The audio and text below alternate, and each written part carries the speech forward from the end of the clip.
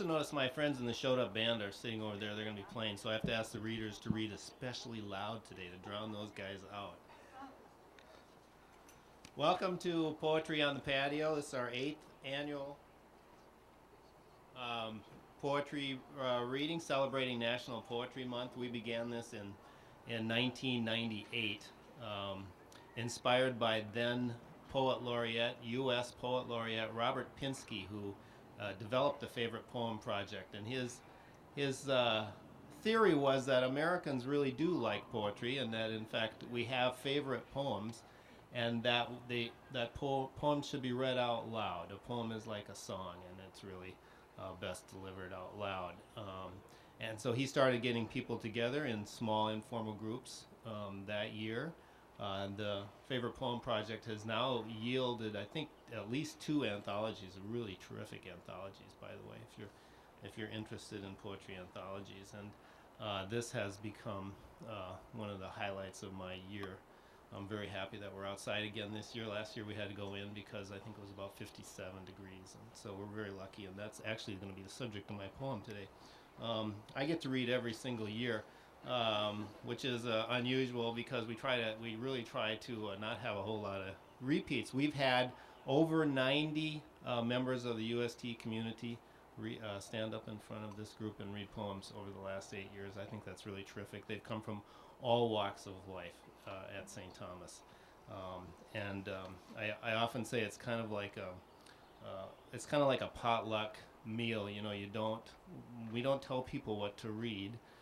We just say, pick your favorite poem. This is a time to read poems by other people, not by yourself, but poems that have meant something to you, have mattered to you, and we get a wide variety of poems, and they've been really great.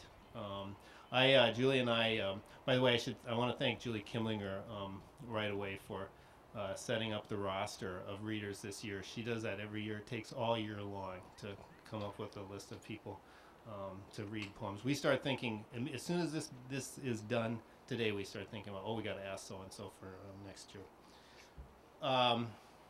We've been talking about putting together a list of all the poems that have been read at these events. Maybe we'll do that for the 10th annual Poetry on the Patio, which will be in 2008.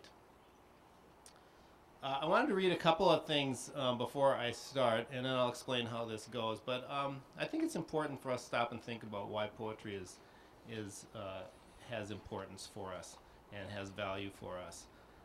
So I'm going to read a couple paragraphs from a paper written by a poet named Rachel Gavin. She entitled her essay, "Conversing with the World, the Poet in Society." And she writes, "It is also crucial to remind the nation that the American artist has an urgent word, is prepared to step out of the atelier and into the street, and that as much as a pop song or a feature film, a poem can provide a new and vital way of looking at the world, and one that is less saturated with corporate interests. Poetry is the most portable mode of art other than singing, and is similar to singing. When a group of people gathers and recites poems together, the poems are re-inspired, breathed alive, and reinterpreted, transforming and transformed by the reciter and the listeners. Artists are more capable than theorists or pundits in representing the consciousness of the people, because the language of art is a language of immediacy, of spirit, and of the transporting analogy. In his essay, Democratic Vistas, Whitman writes, "It is acknowledged that we of the states are the most materialistic and money-making people ever known. My own theory, while fully accepting this, is that we are the most emotional, spiritualistic, and poetry-loving people also." End of the quote from her essay. And I guess I would just say that our experience in holding this event for the last 8 years has confirmed what Walt Whitman said. Mary Olivers also said that a poem is meant to be given away, best of all by the spoken presentation of it. Then the work is complete. That's what we're going to do today. We're going to give each other poems. The way this works, so we're pretty informal. I hope everybody has the purple roster, and what I'll ask you to do is, when I'm done reading my poem, Steve will come up, tell us who he is, say a little bit about the poem, why it's has some significance for him, and then we'll just come up as you as your name comes up on the list. I want to invite Simon as well at the end of the event to, because I know that you came with a poem, and come up and read even though you're not on the roster. And I appreciate that. I'm glad you're here. I'm going to read a poem by Marge Piercy, who is one of my favorite poets. And as I said, I'm so happy to be outside today in this beautiful weather. This is a poem called The Art of Blessing the Day. I have no credentials to bless anybody or anything, but I am intrigued by the notion of blessing and why we bless each other in certain things. The Art of Blessing the Day. This is the blessing for rain after drought. Come down, wash the air so it shimmers, a perfumed shawl of lavender chiffon. Let the parched leaves suckle and swell. Enter my skin, wash me for the little chrysalis of sleep rocked in your plashing. In the morning the world is peeled to shining. This is the blessing for sun after a long rain. Now everything shakes itself free and rises. The trees are bright as pushcart ices. Every last lily opens its satin thighs. The bees dance and roll in pollen, and the cardinal at the top of the pine sings at full throttle, fountaining. This is the blessing for a ripe peach. This is luck made round. Frost can nip the blossom, kill the bee. It can drop a hard, green, useless nut. Brown fungus, the burrowing worm that coils in rot, can blemish it and wind crush it on the ground. Yet this peach fills my mouth with juicy sun. This is the blessing for the first garden tomato. Those green boxes of tasteless acid in the store sells in January. Those red things with the savor of wet chalk, they mock your fragrant name.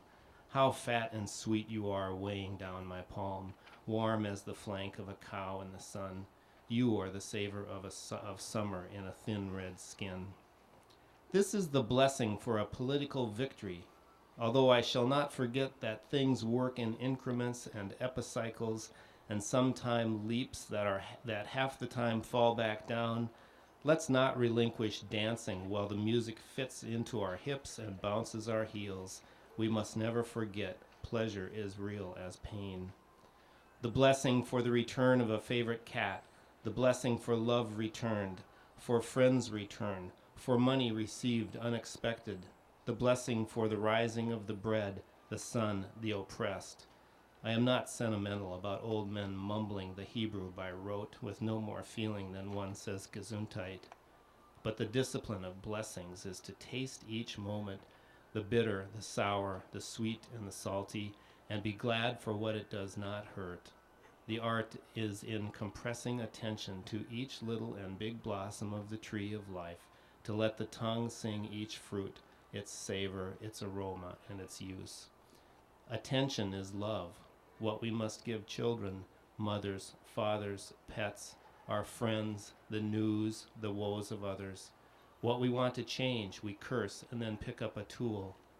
Bless whatever you can with eyes and hands and tongue. If you can't bless it, get ready to make it new.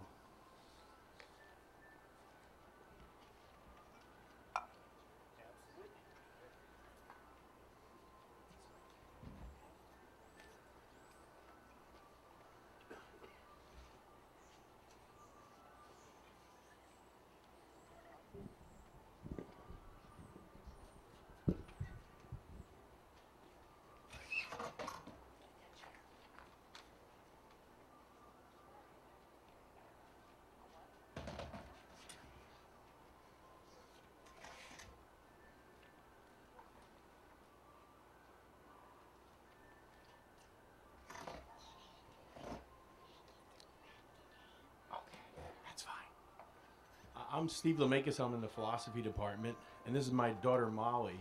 She's my prop. She said that she would read with me, or at least give some of the words. The poem that I have is actually a children's story called Giraffes Can't Dance. I read it at night to both my daughters, Maggie and Molly, and I love to be an instigator and get arguments going about whether or not giraffes can actually dance, what they can do, and Molly has her own view already about what giraffes are able to do. The jacket cover says that this is a With light-footed rhymes and high-stepping illustrations, this tale is gentle inspiration for every child with dreams of greatness. So what I'll do is I'll hold it up. I basically know the whole thing by heart because I've read it so many times. So at least you get some sense from the pictures. So we'll begin. Giraffes can't dance. Are you ready, Mo? Okay. Maggie's the one who argues about it. Yes, Maggie argues about it. Gerald was a tall giraffe whose neck was long and slim, but his knees were awfully crooked and his legs were rather thin. He was very good at standing still and munching shoots off trees, but when he tried to run around, he buckled at the knees. Now, every year in Africa, they hold the jungle dance, where every single animal turns up to skip and prance. And this year when the day arrived, poor Gerald felt so sad because when it came to dancing, he was really very bad. The warthogs started waltzing and the rhinos rock and rolled. The lions danced a tango that was elegant and bold. The chimps all did a cha-cha with a very Latin feel, and 8 baboons then teamed up for a splendid Scottish reel. Gerald swallowed bravely as he walked toward the floor, but the lions saw him coming, and they soon began to roar. "Hey, look at clumsy Gerald," the animals all sneered. "Giraffes can't dance, you silly fool. Oh, Gerald, you're so weird." Gerald simply froze up. He was rooted to the spot. They're right, he thought. I'm useless. Oh, I feel like such a clot. So he crept off from the dance floor and he started walking home. He'd never felt so sad before, so sad and so alone. Then he found a little clearing and he looked up at the sky. "The moon can be so beautiful," he whispered with a sigh. "Excuse me," coughed a cricket who'd seen Gerald earlier on, "but sometimes when you're different, you just need a different song. Listen to the swaying grass and listen to the trees. To me, the sweetest music is those branches in the breeze. So imagine that the lovely moon is playing just for you. Everything makes music if you really want it to." With that, the cricket smiled and picked up his violin. Then Gerald felt his body do the most amazing thing. His hooves had started shuffling, making circles on the ground. His neck was gently swaying and his tail was swishing round. He threw his arms out sideways and he swung them everywhere. Then he did a backward somersault and leapt up in the air. Gerald felt so wonderful. His mouth was open wide. "I am dancing. Yes, I'm dancing. I am dancing," Gerald cried. Then one by one each animal who'd been there at the dance arrived while Gerald boogied on and watched him quite entranced. They shouted, "It's a miracle! We must be in a dream! Gerald's the best dancer that we've ever seen! How'd you learn to dance like that? Please, Gerald, tell us how." But Gerald simply twirled around and finished with a bow. Then he raised his head and looked up at the moon and stars above. "We all can dance," he said, "when we find music that we love."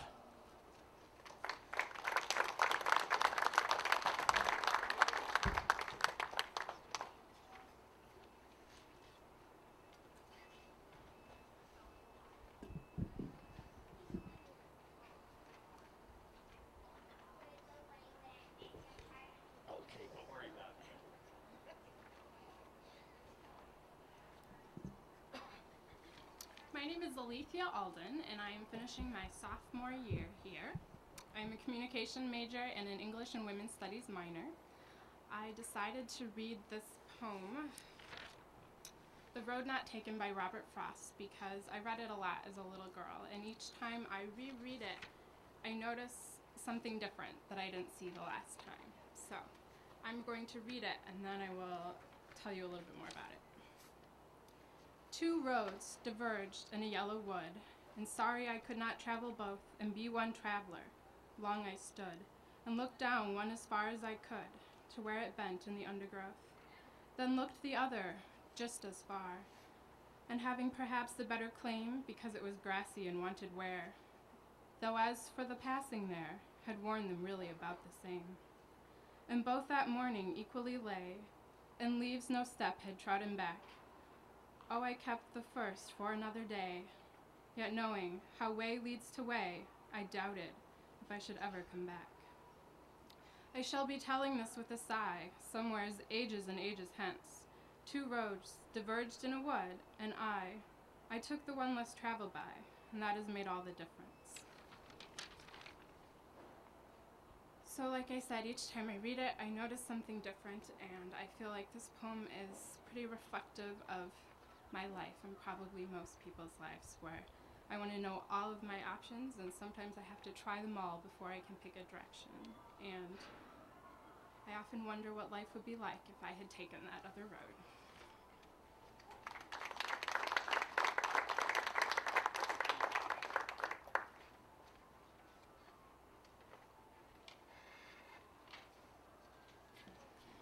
Hello, I'm Rob Strusinski. I'm the Director of Chapel Music with Campus Ministry in the Music Department.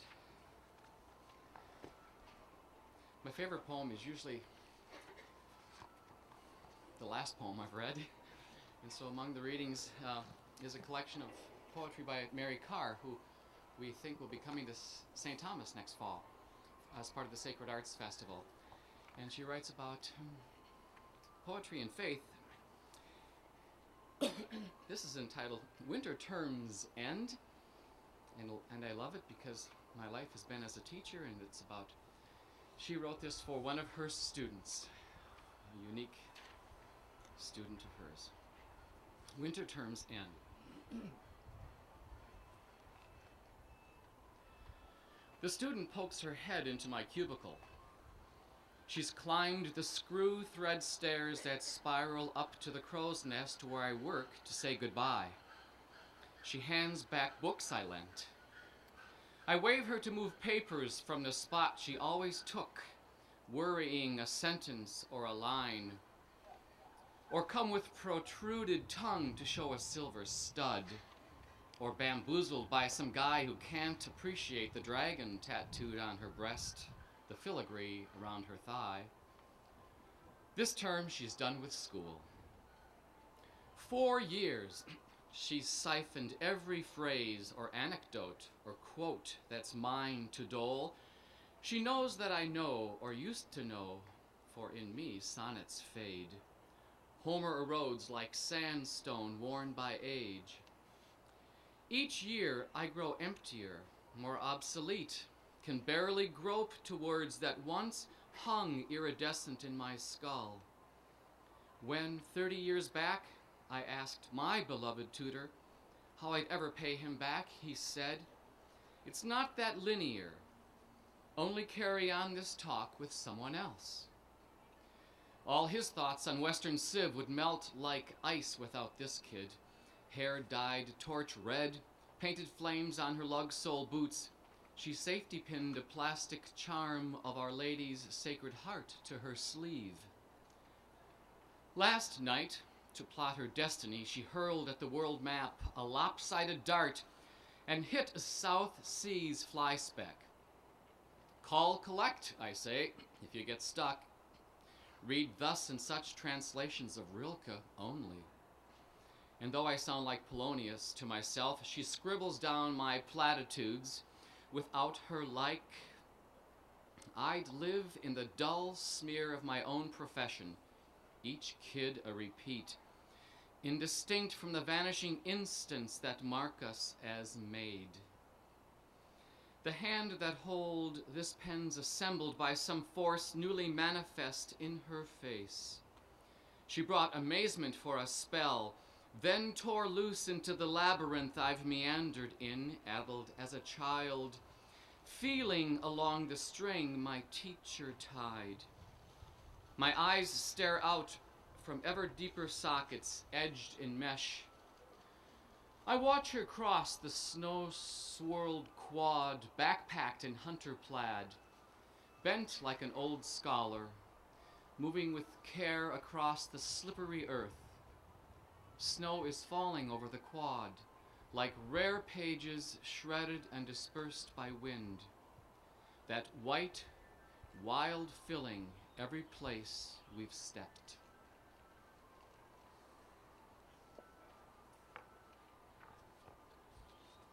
And the second piece is a reflection of someone in the presence of a loved one or a lover who is dying.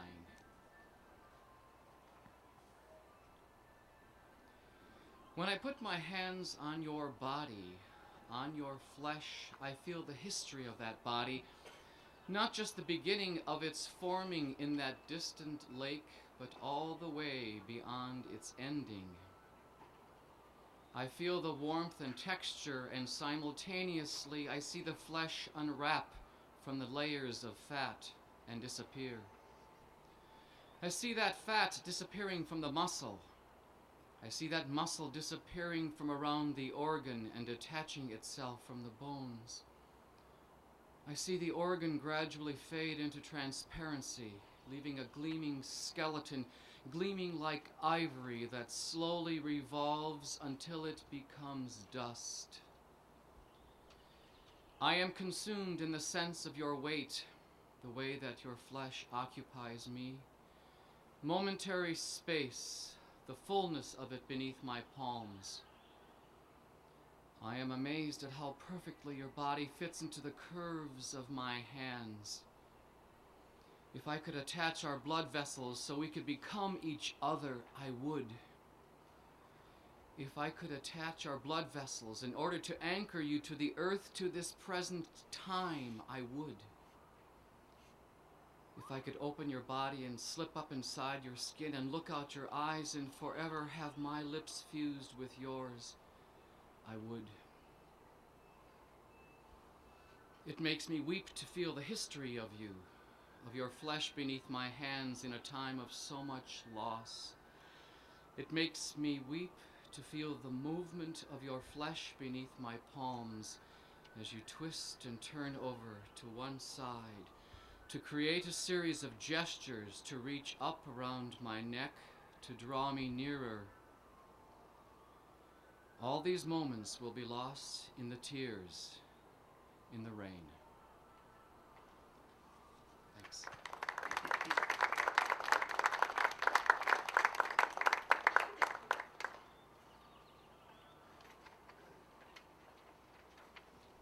This is a poem by Emily Dickinson called If You Were Coming in the Fall. It's about waiting ostensibly for a lover, but I think it would. Louder? Pardon? Oh yeah. My name is Diane Knights. I work at the library, head of public services. And we're back to, so it's just about waiting, actually, ostensibly for a lover, but I think for other things as well. If you were coming in the fall, I'd brush the summer by with half a smile and half a spurn, as housewives do a fly. If I could see you in a year, I'd wind the months in balls and put them each in separate drawers until their time befalls. If only centuries delayed, I'd count them on my hand, subtracting till my fingers dropped into Van Diemen's land. If certain when this life was out that yours and mine would be, I'd toss it yonder like a rind and taste eternity. But now, all ignorant of the length of time's uncertain wing, it goads me like the goblin bee that will not state its sting.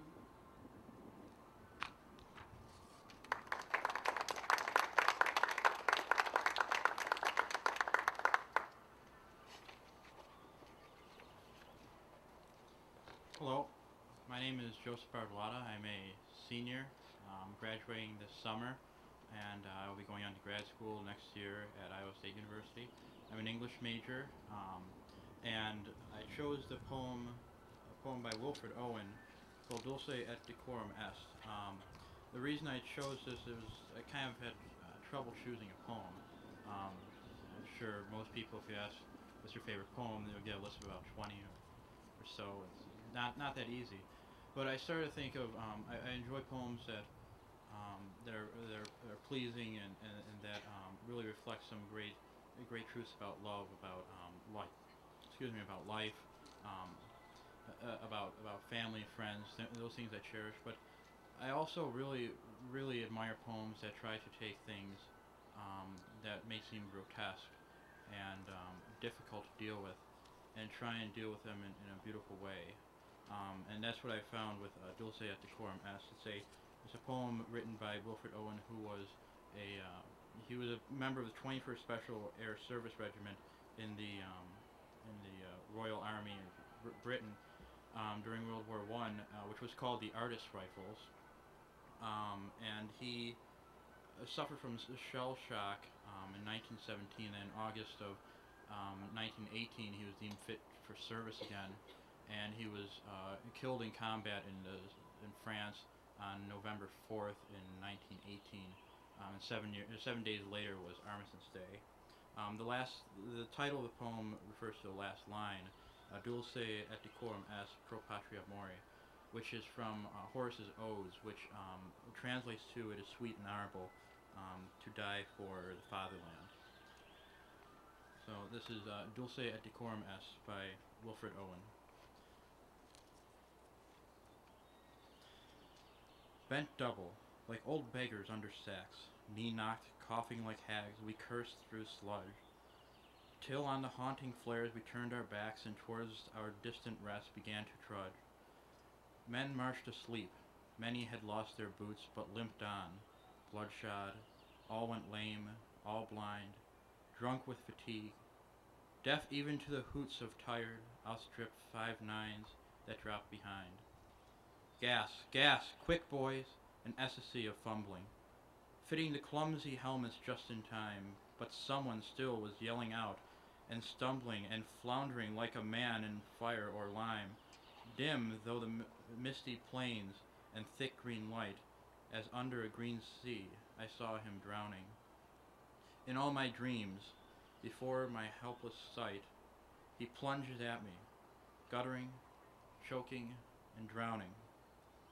If in some smothering dreams you too could pace behind the wagon that we flung him in, and watch the white eyes withering in his face, his hanging face, like a devil's sick of sin, if you could hear, at every jolt, the blood come gargling forth from the froth-corrupted lungs, obscene as cancer, bitter as the cut of vile, incurable sores on innocent tongues, my friend, you would not tell with such high zest to children ardent for some desperate glory the old lie, dulce et decorum est, pro patria mori. Thank you.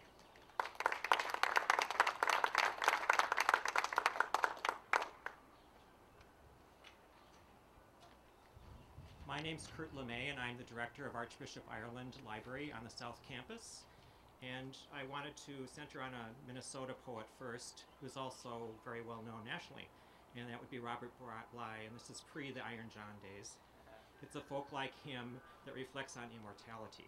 And a few years ago, it was set to music and performed in the Twin Cities by the Dale Worland Singers as well. Mourning Pablo Neruda. Water is practical, especially in August.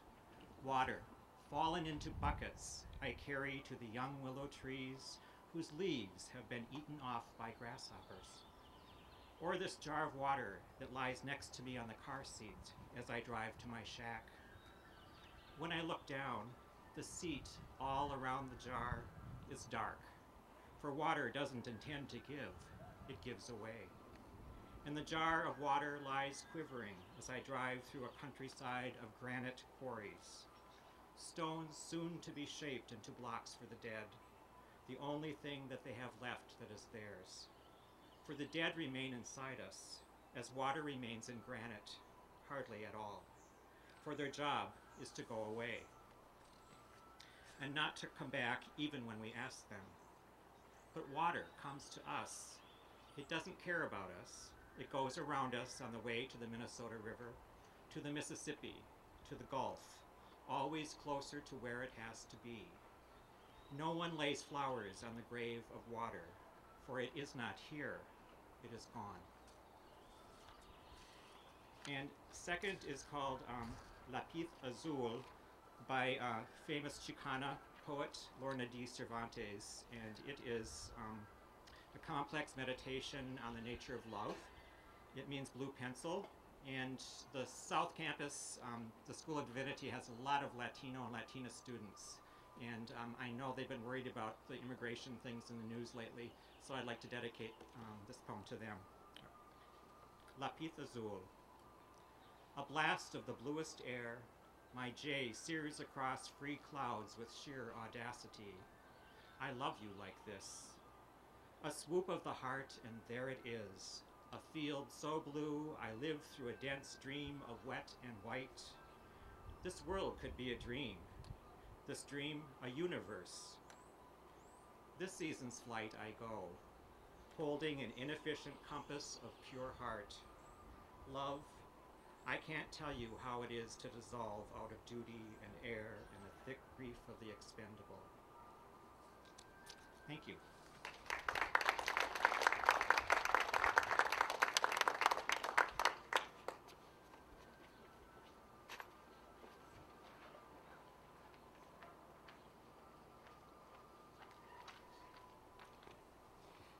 My name is Karen Batdorf, and I work at the O'Shaughnessy Library. I selected 2 poems by Billy Collins. One of the things I enjoy about his poetry is just the fun that he has with thoughts and words. The first is called Piano Lessons. My teacher lies on the floor with a bad back off to the side of the piano. I sit up straight on the stool. He begins by telling me that every key is like a different room, and I am a blind man who must learn to walk through all 12 of them without hitting the furniture. I feel myself reach for the first doorknob. He tells me that every scale has a shape, and I have to learn how to hold each one in my hands. At home, I practice with my eyes closed. C is an open book. D is a vase with 2 handles. G flat is a black boot. E has the legs of a bird. He says the scale is the mother of the chords. I can see her pacing the bedroom floor, waiting for her children to come home.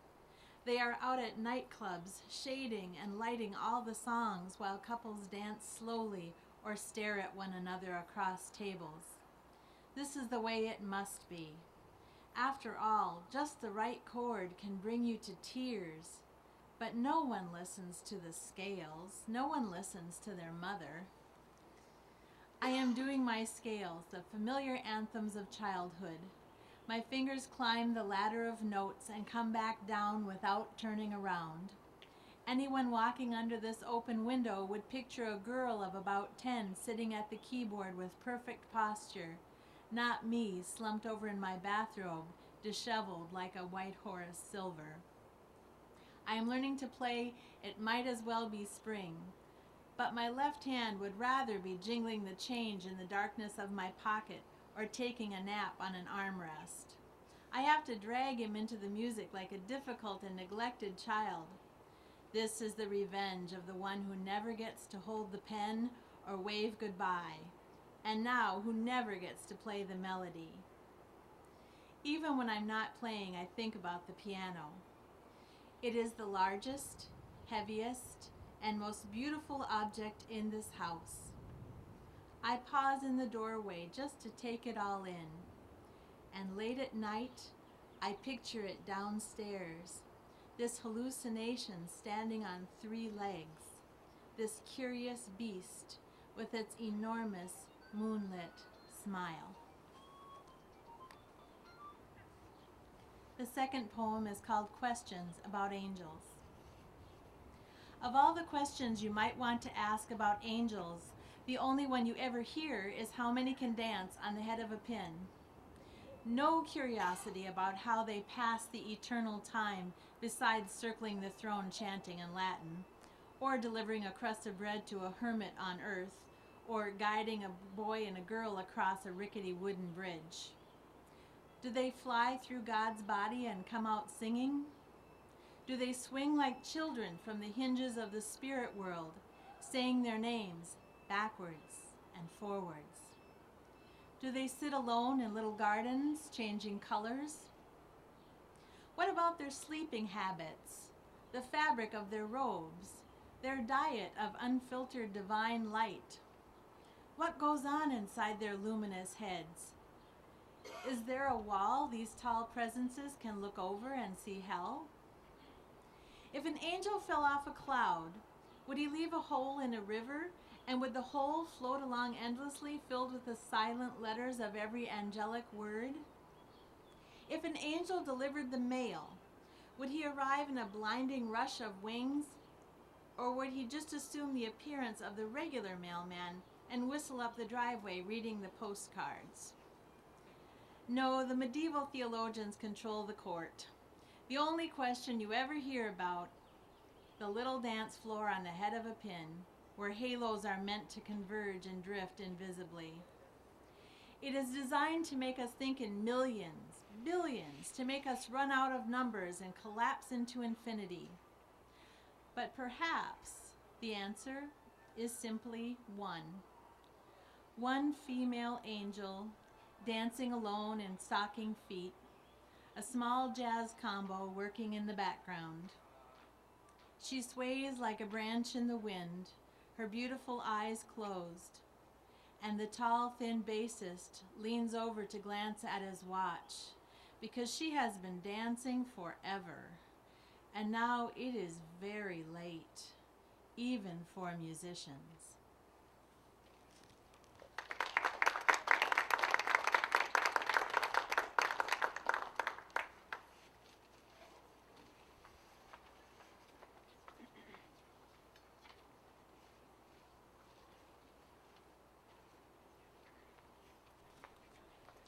Good afternoon, my name is Nick Schoenhart, and the piece I selected for you is In Christ Alone. I selected it because our Lord Jesus Christ is the most important thing in my life, and I'd like to share that all with you. In Christ Alone, Keith Getty and Stuart Townsend. In Christ alone, my hope is found. He is my light, my strength, my song. This cornerstone, this solid ground, firm through the fiercest drought and storm. What heights of love, what depths of peace, when fears are stilled, when strivings cease. My comforter, my all in all, here in the love of Christ I stand. In Christ alone, who took on flesh, fullness of God in helpless babe, this gift of love and righteousness scorned by the ones he came to save. Till on the cross, as Jesus died, the wrath of God was satisfied, for every sin on him was laid. Here, in the death of Christ, I live. There in the ground his body lay, light of the world by darkness slain. Then, bursting forth in glorious day, up from the grave he rose again, and as he stands in victory, sin's curse has lost its grip on me. For I am his, and he is mine, bought with the precious blood of Christ. No guilt in life, no fear in death. This is the power of Christ in me. From life's first cry to final breath, Jesus commands my destiny. No power of hell, no scheme of man can ever pluck me from his hand, till he returns or calls me home. Here, in the power of Christ, I'll stand.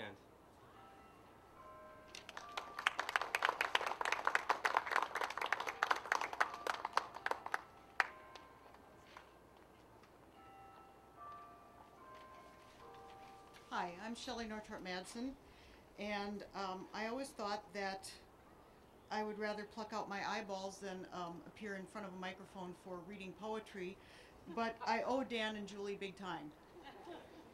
And part of the problem is that I only read very specific type of poems myself. One type is long narrative poems that I started reading as a third grader because my third grade teacher was a very kind lady who, well, wanted to keep me quiet.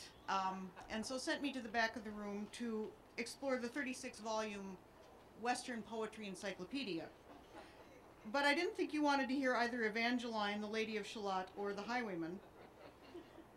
One of the other kinds of poetry I like to read are limericks, and I didn't think that was particularly appropriate. And the third type of poetry I read is in Danish. Didn't think that would work out well either. So what I picked was a poem that I have a hard time getting through because it's sloppy and sentimental. And I love it because it refers to, for me, my own home, which is a farm in central Minnesota. And already I'm falling apart complete. Well, I am also sloppy and sentimental and can tear up at card tricks. So we'll see if we can get through this. It's called I Knew This Place by David Mallet. I knew this place, I knew it well. Every sound and every smell. And every time I walked, I fell for the first 2 years or so. There across the grassy yard, I, a young one, running hard, browned and bruised and battle-scarred and lost in sweet illusion.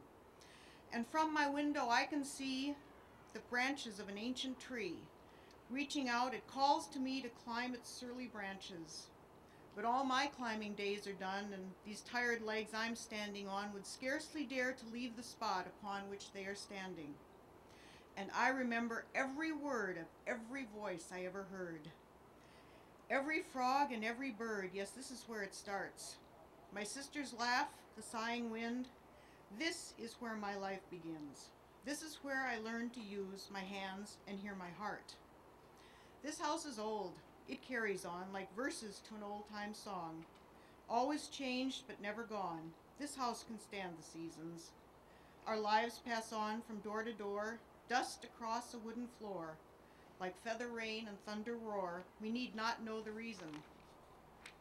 And as these thoughts come back to me like ships across a friendly sea, like breezes blowing endlessly, like rivers running deep. The day is done, the lights are low, the wheels of life are turning slow, and as these visions turn to go, I lay me down to sleep. Now who can resist a poem that talks about dust on a wooden floor?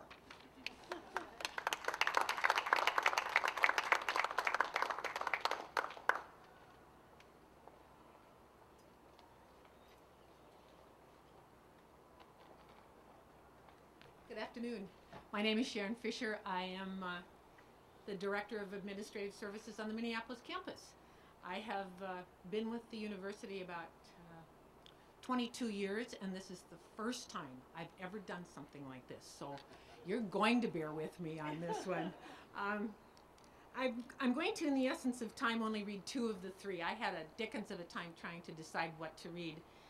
And I'm not going to read the first one. I'm going to read The World is a Beautiful Place by Lawrence Ferlinghetti. And this is really, I was influenced by the droll humor of my mother, who unfortunately passed away about a year ago.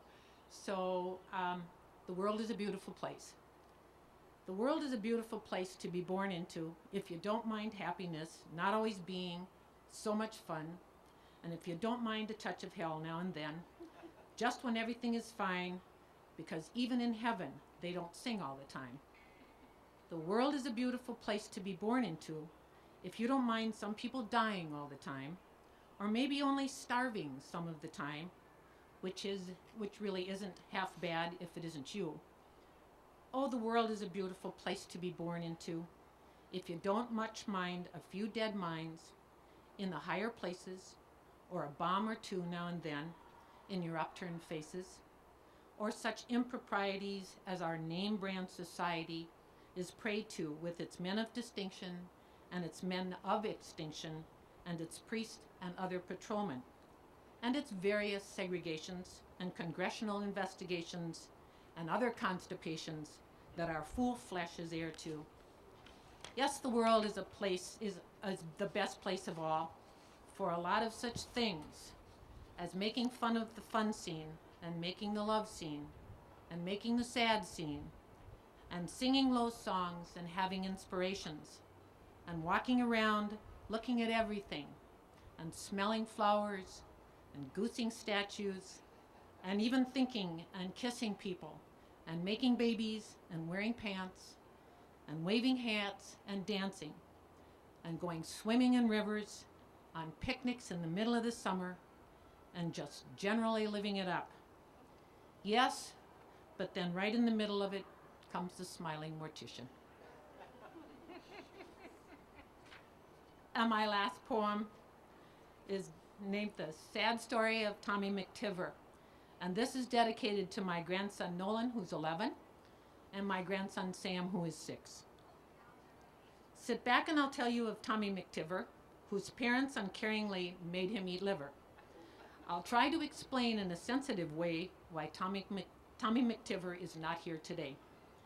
You see, when you serve up that rubbery meat, it smells like the sweat socks of stinky old feet.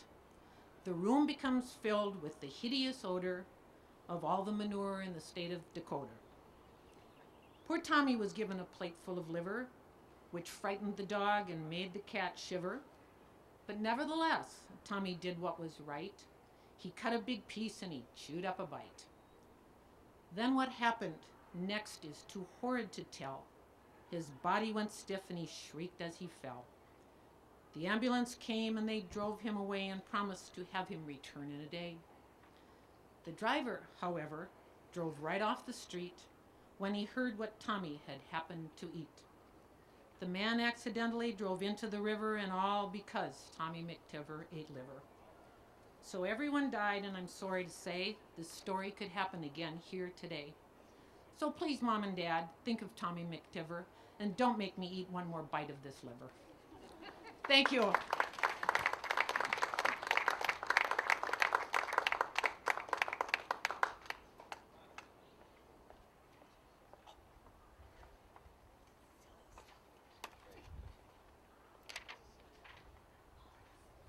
Thank you for letting me speak, Dan. I thought this was just turn up and read, so that's what I plan to do. I must have missed the initial announcement.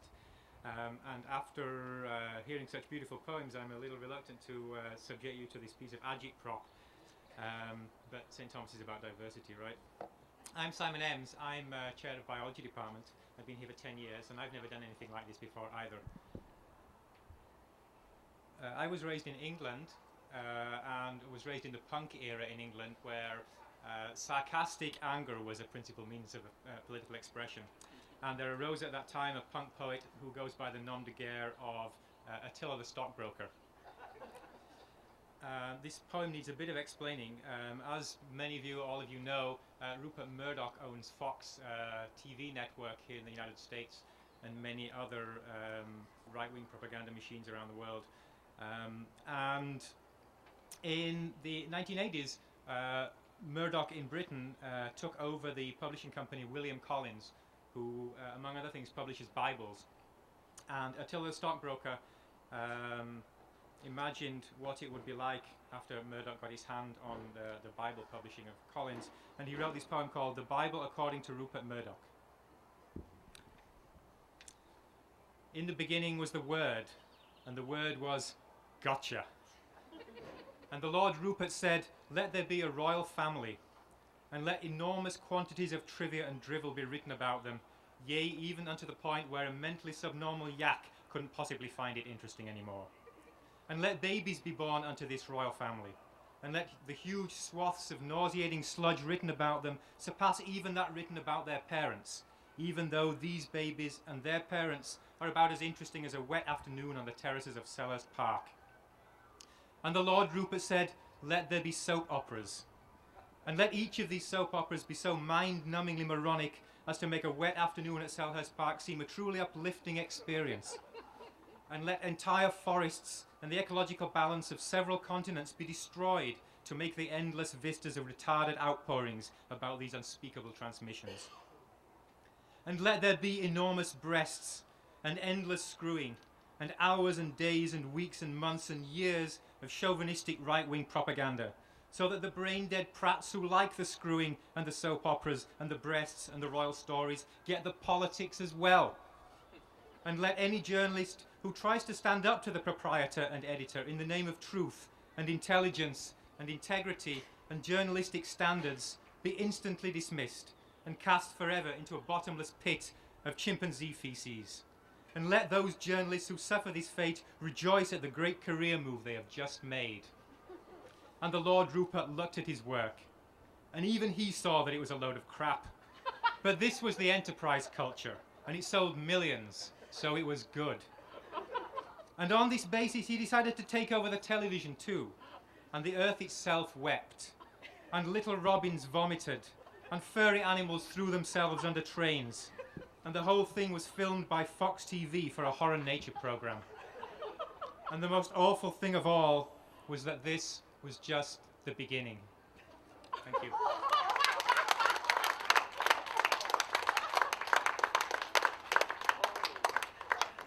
I said this is, we often refer to this as a potluck. We don't know what people are going to bring to the potluck. And, you know, you usually get like a mix of vegetables and desserts and, you know, I had like the main courses. And what I've learned is that we always get what we need here. Never too much dessert. So thank you all for reading. I enjoyed it very much once again and look forward to next year at the 9th Annual Poetry on the Patio. Thank you to all of you.